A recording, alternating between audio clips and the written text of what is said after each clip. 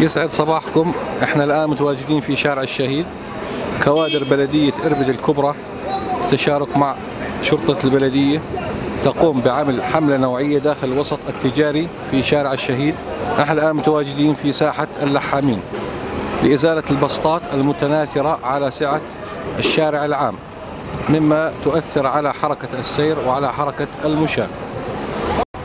يعطيك العافية. أهلين. بدنا نتعرف عليك أول شيء. حسن الجمزاوي.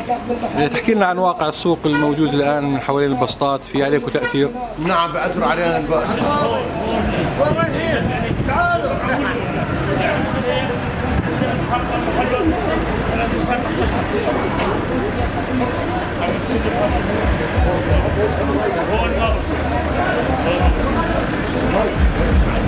احنا الآن متواجدين مع رئيس قسم الأسواق وائل الطعاني. ممكن تحكي لنا عن هاي الحملة النوعية اللي قايمين فيها الآن في السوق الوسط التجاري؟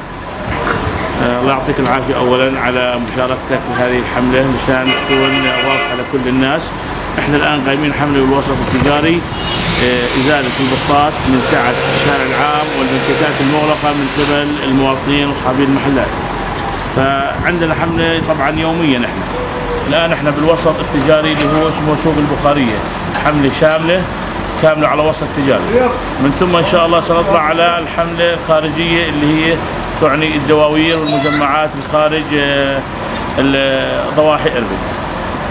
وهذا احنا مستمرين بهذه الحملات حتى تنتهي كل الأمور الزائدة والشوائب اللي غير حضارية في وسط التجاري. وأشكرك على هذه المتابعة. يعطيك ألف عافية. الله يعافيك.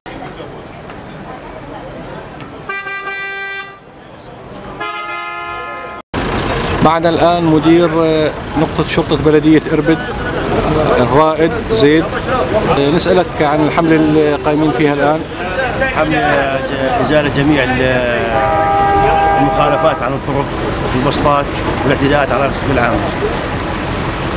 وهي حملة شاملة، يعني بشكل يومي احنا بنعمل حملات من مجمع البخارية، مجمع بيت راس، مجمع عمان وعدوية. احنا يوميا عندنا حملات. يعطيك العافية.